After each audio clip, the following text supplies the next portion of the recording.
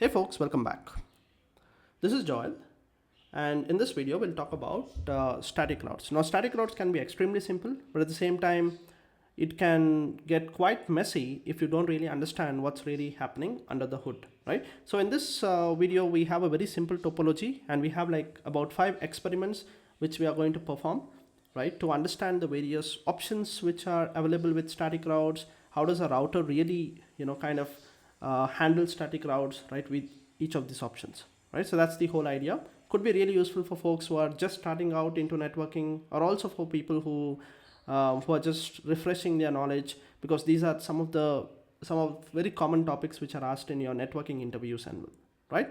So yeah, let's get started, right? So before we actually get into any configuration, the very first thing, let's actually reinforce our learning about simple routing, right? Nothing very complicated, right? So let's take, we've got R1 over here, right? And we've got R3, right? And we have a network, right, which is 10.0.13, and similarly we have the other networks, but let's not worry about that. Let's just worry about R1 and R3, right? And there is a loopback over here. Now someone tells you, hey, we have a packet, right, which R1 is receiving. What's a packet? IP packet, right? The packet payload, it's going to have some payload, right? Let's not worry much about it. Could be ICMP payload, anything, right? Then it's also going to have two other things. What is it? Source IP, which is not very relevant right now for our discussion, so let's it can be any source IP. And the destination IP, let's use the 33 network, which is here, right? This one. So this packet arrives on R1. What will R1 do, right? Now R1, obviously the very first thing it's going to do is look at the destination IP, right? And based on this destination IP, it will look up on the routing table. So there is something called as a routing table, right, on the routers, and it's gonna do a lookup on the routing table for this destination IP, which is 33. So in the routing table, it is going to figure out that to reach this 33 network, there is going to be some sort of a next hop, right? So let me just add it here. There's going to be some sort of a next hop, right? A next hop is generally an IP address, right? So let's not worry about how R1 has learned it. So R1 can use static routing, or it can use dynamic routing to figure out what is the next hop, right? But anyway, it has already learned what the next hop is. Great. So this was basically, this is actually in the routing terms, people call this as a lookup, right? So it did a lookup of the destination IP to figure out what is the next hop. Perfect. Now, is this enough? No. So once I know the next hop, let's make it simple. The next hop here is this guy, right? Let's say this IP is .3, so it is 10.0.13.3. So I have the next hop, but from the next hop, what I also need is, I need to figure out what is the outgoing interface, right? Let me explicitly write it here. Outgoing interface, right? So in order to figure out, so this is also called as a lookup. So we have a second lookup which is happening here. So we had a lookup earlier, now we have one more lookup here, and the router is now trying to figure out from the next hop address what is going to be my outgoing interface, right? How is the router going to do that? In this case it is simple, because the next hop .3 is on a connected network, right? So when you run show IP route on your R1, you'll always find the connected routes, right? Connected networks as well, right, will show up there. So that's how router 1 knows that .3 is actually, the .3, which is the next hop, is actually on the network which is connected to me, right? And the router already has information about the interface which is connected to this network, which is Ethernet 0/1, right? So that's how it figures out what is the outgoing interface. Now, okay, the router has figured out what is the next hop, what is the outgoing interface, right? Is it ready to send the packet on this interface? Is it ready to forward the packet to R3? Let's verify that. So how will the packet look like, right, on R1? So the packet will look like this. So we've got again, we've got the payload, right? Nothing is going to change there. We've got the destination, source and destination IP. Nothing is going to change there. This is 33 and this is source IP. Nothing is going to change there. But what else is there? We also need L2 header, right? And the fields which are mainly going to change on the L2 header are what? Source MAC, destination MAC, right? So we've got now source MAC and destination MAC. Now, do we have the information to fill in these two fields? Let's verify. So the router has figured out what is the outgoing interface, right, which is Ethernet 0/1. So I have the source MAC, correct? I'm basically going to use the MAC address of this Ethernet 0/1. Perfect. But do I have the destination MAC? I don't have the destination MAC yet, correct? Because I need to figure out the MAC address of this next hop. How does a router normally do that? It basically sends a ARP request, right? And there is ARP reply, right? Where the it's gonna do a ARP request asking for the MAC address, and the neighbor is going to reply. In this case, R3 is going to reply with the MAC address. Only after doing that, it is going to figure out what is the destination MAC, right? So once it has the source MAC, destination MAC, it is going to put that information, slap that Ethernet header, and forward the packet all the way to R3. Now this is a very simple explanation of how a router normally functions, right? Again, just to recap, the most important things here are the lookups, right? The first thing is a L3 lookup for the destination IP to figure out what is the next hop, and then you also had a lookup to figure out what is the outgoing interface. Now wait, this could be one more interesting piece here, right? What if my next hop IP was not this IP? What if it was, say, this IP over here? Correct?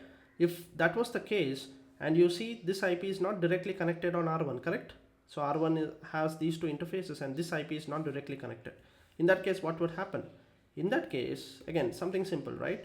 We are going to do something called as a recursive lookup, right? So we did one lookup to figure out that this is going to be the next hop IP, but this next hop IP is not directly connected to me. So there will be one more lookup right here. There will be a second lookup which will be done in that case to figure out how do I reach this particular IP, right? Again, I look up that particular IP on my routing table, right? And so you keep on doing this, right? Until you figure out. That's the reason this is called as recursive lookup, right? So you do a recursive lookup and you keep looking up the next hop IP, right? Until you figure out a directly connected next hop, right? Until you figure out a directly connected next hop, because only if you figure out a directly connected next hop, only then you can figure out what is the outgoing interface, correct? So this is a very interesting piece which the router is going to do, which is recursive lookup. So now you understand how all of this fits into the whole idea of routing, right? So all right, let's not spend too much time on this because I just wanted to set the baselines for folks who are probably very new to this. How does a router works? Does a L3 lookup, figures out the next hop, could be recursive lookup, right? But after doing a recursive lookup, the end goal is to figure out what is the next hop. But once the next hop is known, do one more lookup to figure out what is the outgoing interface, right? And then in most cases, you do ARP request, ARP reply to figure out what is the destination MAC address, and boom, you are sending the packet on the link. So that's how routing works. Great. Now let's come back to the experiments which we intend to perform, right? So let me go there.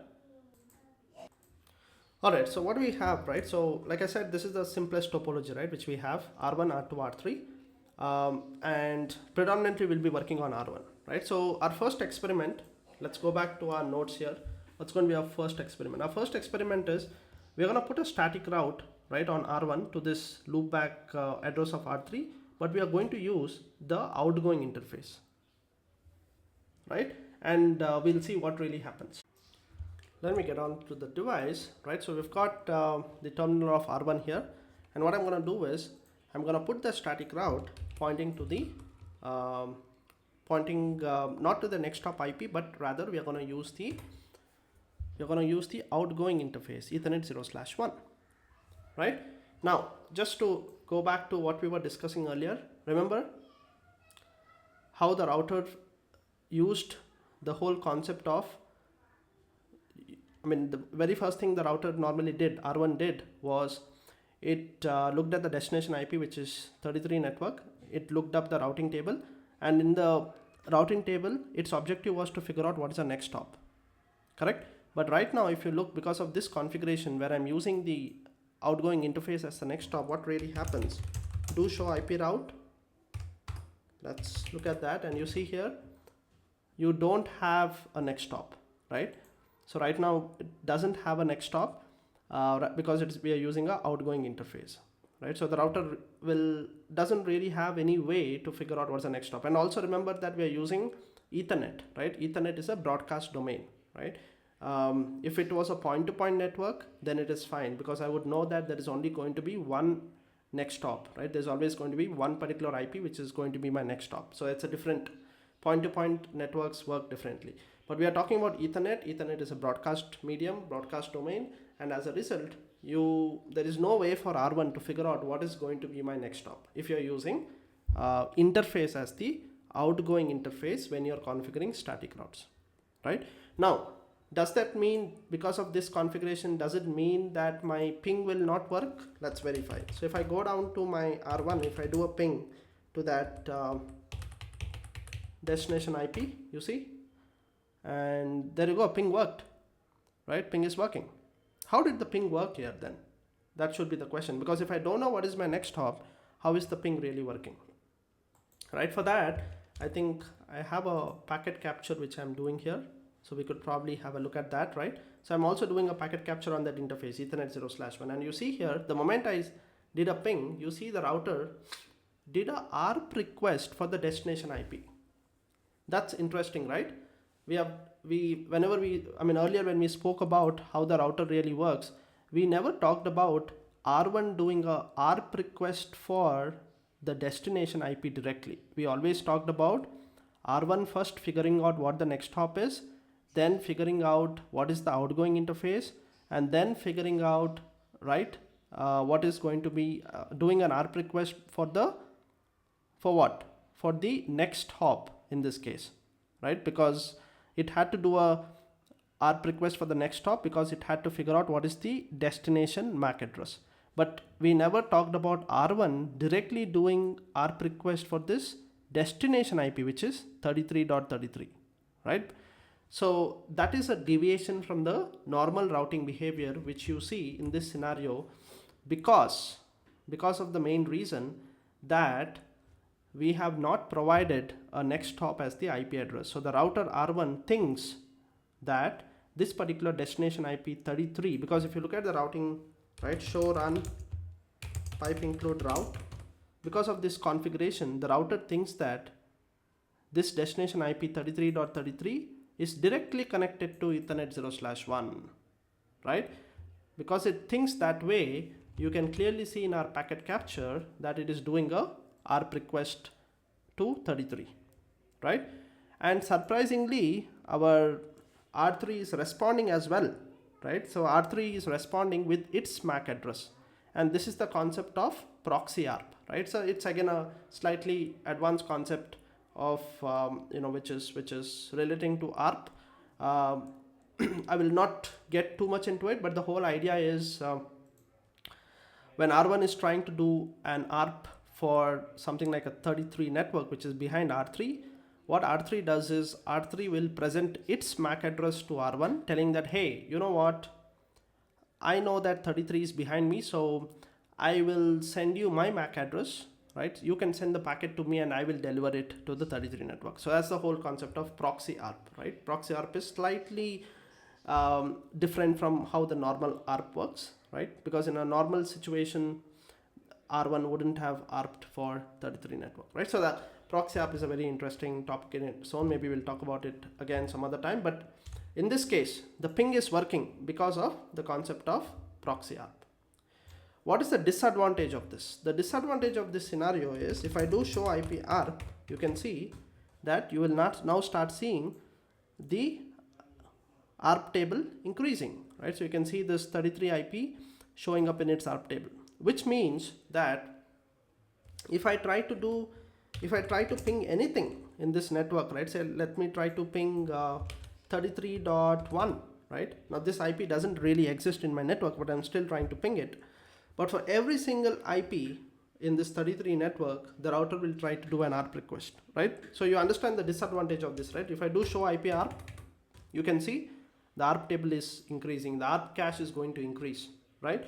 Now imagine a scenario where instead of using the 33 network, right, if I had a default route which is 0.0.0 pointing to the internet, then imagine on R1 we would have such a huge ARP table, because every single IP address on the internet, right, which you're trying to reach from R1 will get cached over here, right? So R1 will try to do an ARP request for each of those IP addresses, right, which is not really going to scale, right? You're going to have thousands and thousands and you're going to run out of the ARP cache. So that's the disadvantage of this approach, right? So I think we are very clear with this. So using the outgoing interface, what really happens if you're using outgoing interface, especially in a broadcast domain like a Ethernet domain, then the router will try to ARP every single destination, for every single packet it will try to ARP, right? And because of this, ARP cache will keep on increasing. Now your ping or connectivity might still work because of proxy ARP, right? Let me actually show you that. So right now, just to again double check, you can see we are able to ping 33.3, right? But if I go on to my R3 and if I disable proxy ARP, there's a way to disable it. So if I do something like interface, I think it is Ethernet 0/0 if I'm not wrong, and if I go to that interface and I say no IP proxy ARP, all right, now I'll come back to my R1 and let me clear my ARP table for this particular IP. Okay, I've cleared the IP. Now let's look at the ARP table once again. Show IP ARP. You can see 33.33 is removed. Now if I try to do the same ping, do you think it will work? There you go. It is not working, right? And if you go back to my packet capture as well, you can see it is trying to, R1 is trying to do an ARP request, but you can clearly see that it's not getting the reply from the other side because proxy ARP has been disabled. Router R3 is not volunteering and providing its IP address to R1. As a result, proxy ARP is as a result it's not really working, right? Now let's put this thing back so that we can continue with the next use case. The next thing is, let's also verify what really happens if I shut the interface, right? So right now if I do show IP route, you can see the route is still present, but what if I basically go and shut this interface which we have used in the configuration. Let me go and shut it. So if I shut this interface, right, what really happens? Let's go and check do show IP route. There you go, right? Because I shut the interface, that particular route was removed from the routing table. Cool. So that's a good learning, right? So just want to reinforce this. We have done everything we wanted to do with the experiment number 1, right? When we use the outgoing interface as Ethernet 0/1, we figured out that the router is going to ARP for every destination. We also figured out the disadvantage, which is the large ARP cache, and we also figured out what's going to happen if you shut the outgoing interface. The static routes are basically removed because the interface is shut, right? So the routing table always checks that, okay, I'm using the outgoing interface, and if that interface is not available, it is down, then those static routes are removed. Cool. Let's move on to the next step, which is let's actually do a unshut. Let's bring it back up, the interface which I had shut, right? Now we will remove the earlier static route which we had, right? So let's remove that. So I've removed it, right? Currently there are no static routes. So now we'll go with the second experiment, which is using the IP address as the next hop, right? So we are going to let's go back to our topology. We are going to directly use the 13.3 as the next hop IP. So let's see what learnings we get from that, right? So there you go. I've put the IP. If I do show IP route to begin with, right, you can see clearly the router knows what is the next hop, 13.3, right? The route is visible, next hop is visible. Sweet. It boils down to what we discussed earlier, right? It knows the next hop. From the next hop, it is going to figure out what is the outgoing interface. From there, it is going to use ARP to figure out what is the destination MAC. It has everything it needs to forward the packet. Correct? So now if I do a ping, let's do a ping. Let's check the ARP table, right? So this is the ARP table. you see there is no mention of the 33 the 33 IP, right, in the ARP table. Let's see what happens when I do a ping. Will the ping work to the 33 network? Sorry, there you go, the ping is working, correct? Ping is working, and this was expected. But what is happening with the ARP table? Do you expect to see an ARP entry for 33 network? If you want to take a second here, you can pause the video and you can think about it. But I'm going to hit the enter, and there you go. In my ARP table, I'm not going to find an entry for 33. Because why? Because we used in the static route, we have directly used the next hop IP, because of which the router R1 doesn't really have to ARP, right? It doesn't think that this 33 network is directly connected to me, right? Because I have explicitly used an IP address. All it has to do is it still does an ARP, but it does an ARP for this guy, which is 13.3. I don't know if we might have captured it here. Yeah, there you go, right? So you see it has done an ARP request for 13.3, and R3 has voluntarily, or R3 has replied that yes, 13.3, I own it, this is the MAC address, right? And this, as a result of this approach, what is going to happen? Your ARP table is not going to increase, or the size of this is not going to increase, right? So similarly, like I showed earlier, if I try to ping some random IP 33.1, right? Now this IP doesn't exist in my network, so the IP ping will not work. But because R1 is not trying to do ARP request, it's not trying to ARP every single packet. If I run this command again, you see 33 will not show up here, right? That's the way we are able to fix the issue what we saw earlier in the use case number 1. Cool. So this is good. Now let's actually shut the interface. All right, so let me go back here, just clear my screen. Okay, so I'm going to go into Ethernet 0/1 and let's hit the shut.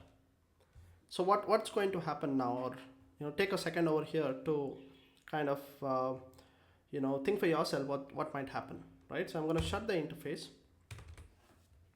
and let's look at let me just go back. Yeah, show IP route. There you go, right? The route got removed. But why did that happen, right? Now this is a very key important point to understand, right? The route got removed because we had a directly connected route of 10.0.13 before, right? So we had a directly connected network before. The moment I shut Ethernet 0/1, this got removed from the routing table. And the router also saw that someone else was using this network, which is here, 13.3. So this also got removed, right? So that is the reason. Now, this particular route would have not been removed if there was some other way to reach this next hop, right? Because we have 3 routers, correct? R1, R2, R3. Now, if there was some other way to reach this 13.3, that is not through Ethernet 0/1, but if there was some other way, right, through say R2, right? If there was a way to do that, then this route would have not been removed. Got it? So that's what happens when you use static route with the next hop IP address, but then if you shut the outgoing interface, in this case, the route got removed because the only way to reach the next hop was through that interface, and because you shut the interface, the connected route was removed and everything relating to that connected route got removed. So now let's verify the other use case, which is, let me actually introduce a routing protocol, right? So I'm going to say router rip, right? And maybe let's just enable router rip everywhere, right? So let's just do the same thing on all the other 2 routers as well, because I just want to prove a point with what I just now explained, right? What if there was on R1, because you have enabled RIP now, right? So you have enabled RIP on all the 3 networks. Because of that, R1, even though this particular interface is shut, right, you have other ways to reach 33 network, which is through R2. So now if you do the same command, show IP route, ideally we should have the static route back in the routing table. There you go, right? Here it was not there. We introduced RIP. we made sure that R1 we provided, I mean the next hop is still the same in the static route, but now that next hop, right, is reachable through R2, right? And because it is reachable through R2, we have we have the route back on the routing table. Now this is where we will talk about the disadvantage of things, right? So what is the disadvantage of this approach? This approach can create what we call as traffic black hole, right? The reason is because if I now go on to my router, if I do a ping, because this static route is present in my routing table, you might think that the ping should work, correct? But the ping will not work. Why? Because this packet will reach R2, because that's the next hop now, right? It will reach R2, but if you go to my R2, there you go, right? You see 33 network is not present here. Going back to what we discussed earlier, how does a router operate? It will always look for destination IP address. The 33 network is not present here, so it will not be able to forward this packet. It is going to drop the packet, right? So you see, we ended up creating what we call as a traffic black holing, correct? Because there is the static route will remain in your table just because there is some other way to reach the next hop, right? But the next hop might not have a route to your actual destination. So that in that case, you will end up dropping the packet, or the connectivity is going to drop. So that's basically more of a disadvantage with what happens when you use the next hop IP as the next hop as the IP address. Now how do you solve this? So there is one more way of configuring static routes, which is a combination of outgoing interface and next hop, right? So let's try that. Okay, so to do that, let's actually bring back our let's maybe Ethernet 0/1. Let's bring back the interface which we shut, right? Let's remove the static route which we put earlier, and now let's put a new static route which is going to be a combination of the outgoing interface and the next hop. Okay, now with this approach, let's see what is going to happen, right? So I'm going to introduce this, right? And first thing is, let's look at the routing table. Do show IP route. Right now our outgoing interface is up, right? Because I did a no shut. As a result, you see clearly the IP is visible. Perfect. The route is present in the routing table. Great. At this point, if I do a ping, things are working, right? Can we also check the ARP table? Is it ARPing for the destination packet? No, it is not, right? So this is what we see when you use a combination of the outgoing interface and the next hop IP. You see ARP table is not increasing. So whatever disadvantage we had in option number 1 is no longer there. The disadvantage which we had in case of option number 2 was the traffic black holing. Let's check if that is true, right? So what I'm going to do now is I'm going to shut the interface, right? My whole idea is the moment I shut this interface, Ethernet 0/1, I want the static route to be removed. Let's see if that happens. I shut the interface. Remember, I also have RIP, whatever we had earlier, right? We still have RIP running. But this time when I do show IP route, you see the static route got removed. So as you clearly see here, going back here, right? So we have prevented traffic holding, because static routes are kept in the routing table only if the exit interface is up. Fair enough? Because the exit interface Ethernet 0/1 was shut down, you see the route got removed. Though the next hop, 10 dot, what is the next hop? Let's go back here. So even though you see clearly that, what did we introduce just now here? Even though this 13.3 is still reachable through what? Through through some other interface here. You can see, is it still reachable? Because the interface got removed, it got removed from is RIP there? Okay, one sec. Yeah, the RIP is there, but maybe let's look it on R2, right? So if you look it on R2, you can clearly see that 13.0 network is still there in my RIP, right? But on R1 you can see 13.0 network is not there, and you see our main objective, right? The 33 network, the destination IP, this one is, or the destination network which we are interested in, is vanished from the routing table because we have used a combination of Ethernet 0/1 and because we use this particular command, right, where we used a combination of next hop and the outgoing interface. So I hope that is very clear, right? So just to kind of double click on it, by using a combination of these both, we were able to prevent what we created earlier, which is a traffic black holing, right? Because the static routes are kept in the routing table only if the exit interface is up. Okay, and the moment we shut the exit interface, the router does not install the static routes, even though the next hop addresses, you can resolve it, right? If you have known routes to reach it, even though next hop address resolve to known routes, but because Ethernet 0/1 is down, you are not going to install that route. As a result, you can prevent any sort of black holing, right? Okay, in the next use case, what we're trying to do is, let me grab my pen here. Earlier what we did was we used the outgoing interface as 0/1, and we used the next hop also, which was in the same network as 0/1, which is 13 network. But now what I'll do is I will use the outgoing interface as 0/1, but I will use the next hop IP as 12.2. Getting my point? So we'll be using outgoing interface as 0/1, but we'll be using the next hop, which is actually reachable what? Through Ethernet 0/0. If you look at my topology, this network is reachable, or this network is connected through 0/0, not 0/1. So when you do something of this sort, do you think the route will get installed in the routing table, right? So that's something which we want to check, right? So this could technically be a very interesting interview question, right? Someone might ask you, okay, if I do a configuration of this sort, will it be installed in the routing table? So let's verify this.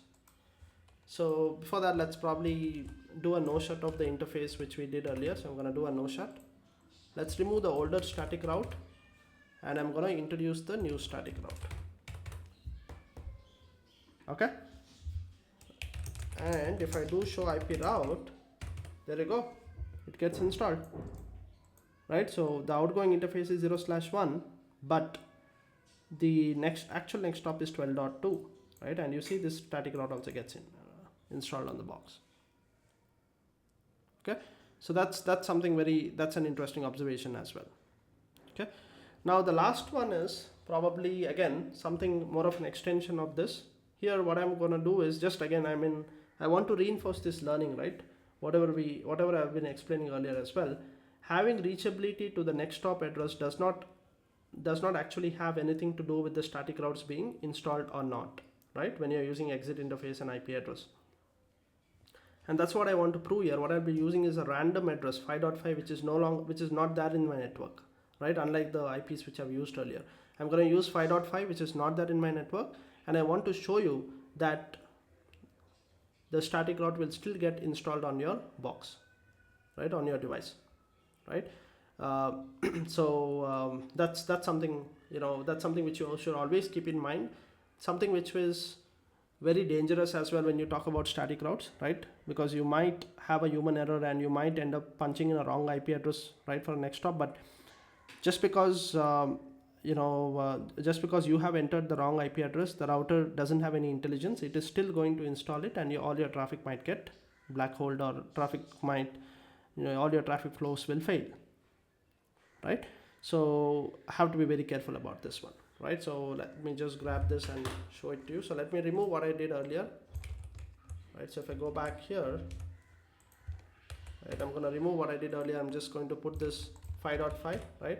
I don't really have 5.5 in my network, as you clearly see here, but still you can see the static route is getting installed because the 5.5 network, right, the next hop address, just because the 5.5 network is not present in my routing table, it is not going to make a decision to remove the static route. It is going to keep the static route, right?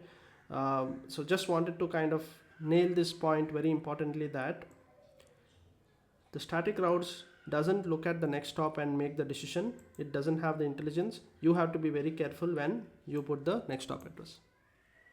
Okay, what really happens if you start sending traffic here? Let's verify that. So if you start sending traffic, obviously the traffic is not going to flow, but then if you look at the behavior here, you can see what is happening. R1 is actually sending a ARP request for the next stop,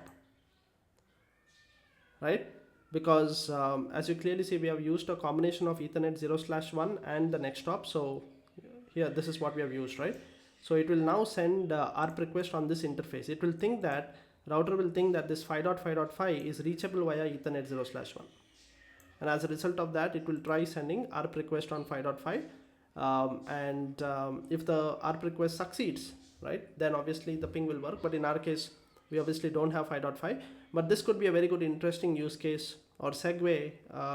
The next learning or the next reading which you can do after watching this video would be something around unnumbered interfaces, right? It's because in unnumbered interfaces, you don't really need the you don't really need the two IP addresses on either side of the link to be in the same subnet, right? And that's the whole concept of unnumbered interfaces, right? Which you can read up. Maybe I'll do a video on it in future, but you understand what really happens here, right? I've used a static route, but then I've used the next stop IP, which is not even present in my network. But still, the router, because I've used outgoing interface 0/1, it still thinks that this 5.5 is reachable through my outgoing interface. It tries to do an ARP request on it. All right, cool. So I think these are like 5 use cases which I wanted to kind of double click when we talk about static routes, right? Not something which you'll probably use on a very daily basis, but at the same time, good to know this because it's something which really reinforces your understanding about how routers really work. And just to kind of summarize, right, whatever we looked at, we obviously started with understanding how typically a router works, right? Basically, you need to remember out of this is the router always does lookups, right? Could be recursive lookups or minimum at least one lookup looking for the destination IP. If the next hop is not directly connected to me, then it will keep on doing recursive lookup for the next hop until it figures out an exit interface, right? Or until it figures out a connected route, because once I figure out a connected route, then I need to do one more lookup to figure out what is that outgoing interface, right? That connected route on my local router, on which interface is it connected to. Once I do all of that, then I can use like ARP to figure out what is going to be the next ops MAC address, right? Destination MAC address. So this is your typical routing. Then what we did was we started bringing in use cases. First is we tried putting a static route with just the outgoing interface. And we found that the problem here is the router will start ARPing every single destination packet. So it is not very scalable because our ARP cache will keep on increasing, right? We also observed that when that interface was shut down, the route was removed, right? So the moment you shut down the interface, the router make sure that, okay, because your interface is down and the static route is reachable through that interface, the static route is removed, right? Very logical, very common sense related way of thinking this, right? Coming to the next thing is IP route. This time we have put a static route, but with the next stop IP address. Now the good thing about this is we are not going to do continuous. We are not going to ARP every single destination packet, right? Rather, we are going to just ARP this guy once, right? Because it's a next stop, we have to just ARP, just like what we talked about here, right? We just need to ARP the next stop IP only once, irrespective of whatever you are trying to reach. Be it 33, 43, 53, whatever is there behind this network, you are not going to ARP every single packet. Rather, you're just going to ARP only the next stop IP once, right? So that's the advantage here. Your ARP table is going to be small. As soon as you shut down the interface in this particular case, obviously the route was removed because the route was a directly connected route. The moment you shut down the interface, the directly connected route is removed, and all the other routes which are using the directly connected route will get removed, right?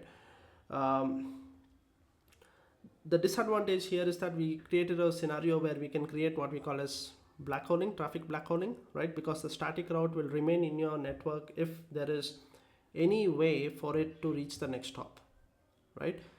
So in this case, any other path to reach the next hop. In this case, we saw that we introduced RIP, and we created a path to reach R3 via R2, and as a result, there was there was another alternate path, right? As a result, even though you shut that interface, right, the route remained, and this can create black hole. So that's where you need to use something like a combination of outgoing interface and next hop. So when you do this, even though you have a alternate path, right, through your RIP or whatever, your route will get removed from the routing table because this interface is down, because Ethernet 0/1 is down, right? The preference is given to the Ethernet 0/1. So because it is down, and the route is removed. Cool.